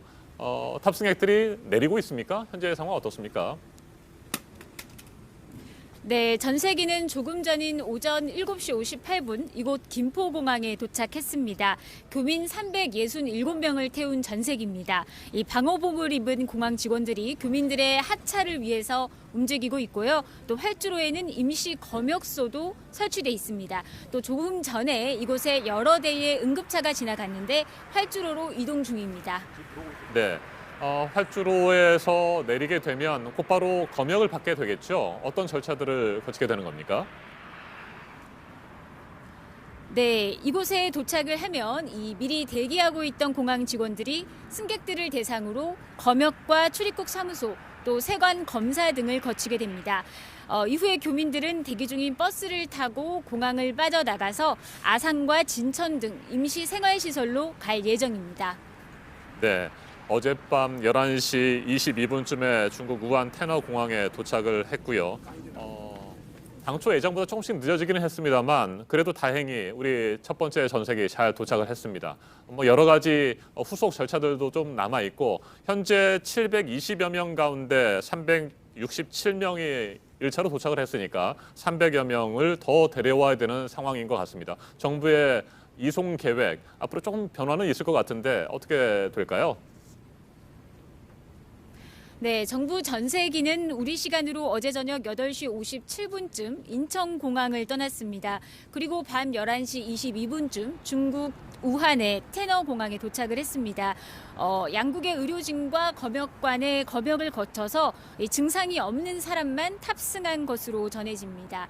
우리 외교 당국은 이 추가로 전세기를 운행하기 위해서 중국 당국과 협의 중인 것으로 알려졌습니다. 네. 김포공항에서 검역 과정을 모두 거치게 되면 우리 교민들 이제 아산과 진천으로 가게 되고 그곳에서 한 14일 정도를 지내야 되는 상황인 거죠? 예, 그렇습니다. 네, 알겠습니다. 아직까지 활주로에 도착한 김포공항에 도착한 전세기에서 우리 교민들이 내리는 모습은 보이지 않고 있는 것 같습니다. 네, 우리 교민들 검역 절차를 거치게 되고 검역 절차가 모두 다 끝나게 되면 이제 아산과 진천으로 내려가서 2주 동안 또 다시 검역 절차를 거치게 됩니다. 추가 감염 없이 아무런 이상 없이 건강하게 2주 동안 잘 지내기를 원합니다. 그리고 현재 우한 현지에 300여 명이 남아 있는데 2차 이송 계획도 차질 없이 진행되기를 기대하도록 하겠습니다. 지금까지 김포공항에서 송지혜 기자가 전해드렸습니다.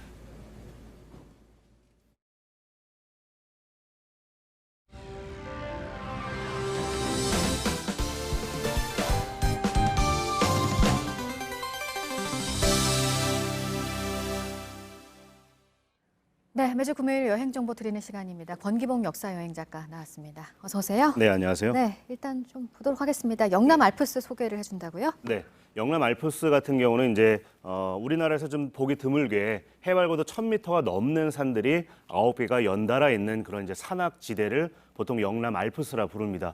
사진처럼 올라가 보시면 정말 특이한 것이 나무가 그렇게 많이 보이지 않습니다. 왜냐하면 보통 해발 한 1000m 정도를 이제 수목 한계선이라 부르는데 그 위부터는 이제 큰 나무가 자라기 어렵고 관목이나 이렇게 억새 같은 것들이 주로 자라게 됩니다. 그렇다 보니까 이 9개의 산을 따라 걷다 보면 정말 아름다운 그 산세의 모습에서부터 주변 경관, 이 경관을 볼 수가 있고요. 또 가을에는 저런 단풍, 또 겨울에는 눈 혹은 눈꽃 이런 것들을 함께 보면서 걸을 수 있는 곳인데요. 단순히 이렇게 자연의 모습만 있는 것이 아니고 여기는 뭐 영축산의 그 통도사나 운문사, 뭐 표충사 같은 여러 문화유산들이 또 곳곳에 자리하고 있어요. 그래서 자연과 역사, 문화 이런 것들을 좀 다채롭게 즐길 수 있는 곳이 영남 네. 알프스입니다. 지금 나온 저 눈이 온 모습은 최근 사진인 건가요? 예, 제가 처와 함께 이제 다녀온 곳인데요. 저곳은 특이하게 그냥 단순히 눈만 쌓이지 않고요. 이 간헐제를 비롯한 영남 알프스는 해발고도가 높고 또 바람이 강하다 보니까 눈이 쌓인 다음에 이게 얼었다 녹았다를 이제 반복을 하다 보면 마치 그 영롱한 얼음 구슬처럼 이 모양이 바뀌게 돼요. 해서 이 나무들을, 이 관목들을 스치고 지나가다 보면 마치 그 옥구슬이 구르는 듯한 정말 영롱한 소리들이 들려오는 아주 매력적인 곳이 또 이 영남 알프스이기도 합니다. 네, 근데 또 겨울 산행은 조심하셔야 되잖아요. 맞습니다. 그 어느 때보다 이제 안전에 유의를 해야 되는데요. 보통 이제 추울 것 같아서 옷을 많이 두껍게 입고 가시는 분들이 많은데 사실은 절대 그래서는 안 됩니다. 왜냐하면 올라가서 쉴 때는 좀 추워서 옷을 껴입게 되지만 올라갈 때는 열이 나다 보니까 상당히 불편한 느낌을 받게 됩니다. 해서 얇은 옷들을 여러 겹으로 겹쳐서 입는, 흔히 이제 이런 걸 레이어드 시스템이라 부르기도 하는데, 그렇게 이제 얇은 옷들을 좀 여러 겹 껴입는 게 좋으시고요. 또 방안을 위해서 모자나 장갑은 필수입니다. 또 이렇게 밑에는 눈이 없을 수 있지만 올라가면 얼은 눈이나 얼음 같은 것들이 있을 수 있기 때문에 아이젠을 꼭 챙겨 가시면 좋을 것 같고요. 또 꼭 무릎이 좋지 않으시더라도 혹은 무릎이 건강해도 등산용 스틱 정도는 갖고 가시는 게 좋을 것 같습니다. 네. 겨울 산행 외에도 영남 알프스에서도 즐길 수 있는 것들이 있잖아요. 네, 맞습니다. 영남 알프스의 아래쪽에 보면 등억 온천단지라고 해서 무려 22만여 평에 달하는 어마어마한 규모의 이제 온천 단지가 있는데요. 이거 같은 경우는 뭐 전체적으로 여러 명이 즐길 수 있는 온천도 있지만 가족형의 혹은 개인을 위한 온천도 있기 때문에 여러 형태로 이제 즐기실 수가 있습니다. 또 다리가 좀 불편하시거나 겨울산을 보고는 싶은데 좀 엄두가 안 난다 하시면 얼음골 케이블카라는 곳이 있는데요. 그걸 타면 해발 한 1020m까지 한 번에 올라갈 수 있어요. 올라간 다음에 한 10분 정도만 올라가면 저런 능선길을 따라 걸을 수 있기 때문에 뭐 그런 방법을 이용하시는 것도 한 방편이 될 수 있을 것 같습니다. 네, 지금 겨울의 모습도 보셨지만 네. 워낙 이곳은 뭐 사계절 즐길 수 있는 곳이기도 하잖아요. 맞습니다. 지금 억새 사진을 많이 보여드렸는데 가을 되면 이렇게 억새가 아주 장 거 아니고요. 매년 가을마다 그래서 이제 이 울주 세계 산악 영화제라는 것을 열어왔는데 올해부터는 4월 이제 봄에 열게 돼요. 봄에 가면 눈을 뜰고 올라오는 새싹들을 또 만날 수 있는 곳이 영남 알프스입니다. 이외에도 뭐 패러글라이딩이나 산악 자전거, 또 암벽 등반 같이 여러 형태의 산악 스포츠를 즐길 수 있는 한국에서 좀 보기 드문 종합적인 산악 코스라고 보시면 될 것 같아요. 네. 네. 지금 이제 한 1월 말, 이제 내일이면 이제 2월이 되는데 네. 벌써 꽃망울이 맺힌 곳도 여기 있어요. 맞습니다. 자장매라고 흔히 부르는데요.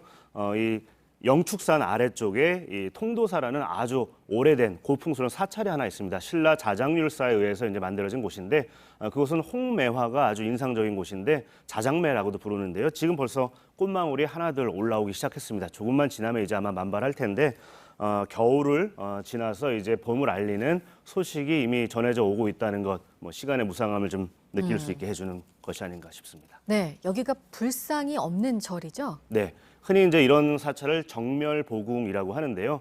불상 같은 경우를 이제 보통 사찰에 가면 볼 수가 있지만 이 통도사 같은 경우에는 불상이 아예 없어요. 말씀하신 것처럼. 그도 그럴 것이 석가모니의 진신사리 그 자체를 안치한 봉안한 그런 사찰이다 보니까 굳이 이제 뭐 불상이나 아니면 그런 이제 어떤 석가를 가리키는 이 상을 두지 않았던 거죠. 그래서 이곳에 들어가 보시면 실제로 이 중앙 대웅전에 가 보시면 불상은 없고 한쪽 벽면에 창이 이렇게 놓여져 있어요. 그 창을 통해서 탑을 바라볼 수가 있게 되는데 탑 같은 경우가 이제 석가의 진신사리 혹은 그 뭐 수효가 많지 않으니까 이제 말씀 그 자체에 이제 불경을 안치한 것이 있는데 그 이 탑을 보게 이제 이 창이 놓여져 있고요.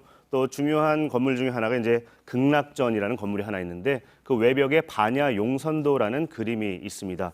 말 그대로 승려와 백성이 이제 배를 타고 극락 세계로 가는 모습을 그려낸 그런 불화인데요. 자세히 보시면 아주 재미있는 모습을 볼 수 있습니다. 그 여러 사람들 중에 딱 한 명만 뒤를 돌아보고 있어요. 아마도 속세에 남겨놓고 가는 이제 어떤 미련을 표현한 게 아닌가 하는 당시의 그 장인의 어떤 재치 혹은 위트 이런 것들을 또 확인할 수 있는 곳이 이 통도사이기도 합니다. 알겠습니다. 잘 들었습니다. 권기봉 역사여행 작가였습니다. 고맙습니다. 네, 감사합니다. 네, 성전환 육군 부사관에 대한 강제 전역 결정이 최근에 이슈가 됐었죠. 성전환 수술을 받은 여성이 국내 여자대학교에 처음으로 합격을 하면서 또 한 번 이슈가 되고 있습니다. 최규준 기자가 보도합니다. 숙명여대는 최근 성전환을 한 수험생 A씨가 법학과에 최종 합격했다고 밝혔습니다. A씨는 수능시험 3개월 전인 지난해 8월 태국에서 성전환 수술을 받은 걸로 알려졌습니다. 법원에서 성별 정정을 허가받은 A씨는 지난해 10월 주민등록상 여성이 됐고 이후 지원서를 냈습니다. 학교 측은 지원 당시 A씨의 성전환 사실을 몰랐고 전형 과정에서 이를 확인했다고 설명했습니다. 국내 여자대학교들은 대체로 학부 과정에서 여성만 입학할 수 있도록 규정돼 있습니다. 법적으로 여성이기 때문에 등록금을 낼 경우 정상적인 입학이 가능하다고 숙명여대는 밝혔습니다. 학교 규정상 성전환자의 지원이나 입학을 제한할 수 없게 돼 있습니다. 트랜스젠더 여성이 국내 여자대학교에 합격한 사례는 이번이 처음으로 전해졌습니다. 앞서 강제로 전역하게 된 변희수 하사도 법원에 성별 정정을 신청한 상태입니다. 법원은 다음 달까지 결과를 통보할 예정입니다. 변 하사 측은 다음 주 예정된 국가인권위 조사를 마친 뒤 성별 정정이 이루어지는 대로 육군에 인사소청을 낼 계획입니다. JTBC 최규진입니다.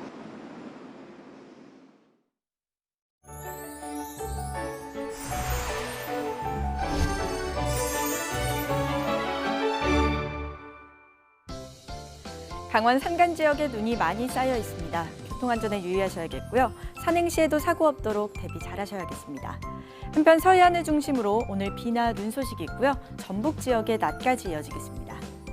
내일부터 아침 기온 영하권으로 떨어지면서 다음 주 화요일 절기 입춘을 기점으로 반짝 강추위가 찾아오겠습니다.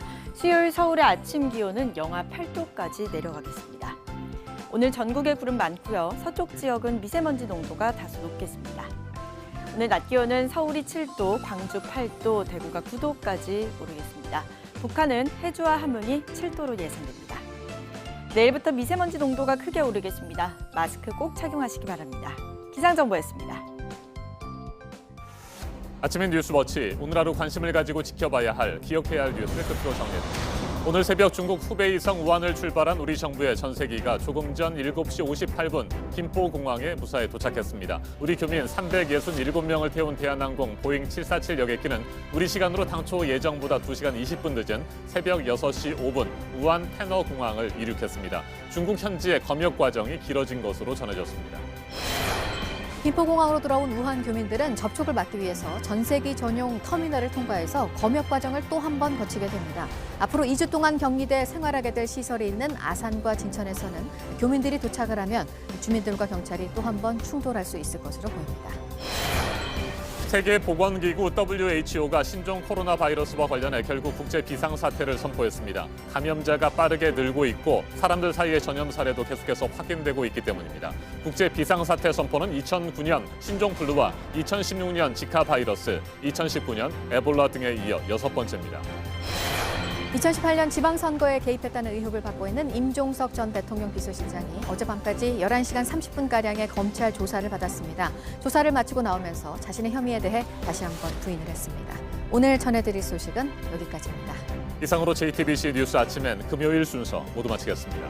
건강한 주말 보내시기 바랍니다. 고맙습니다.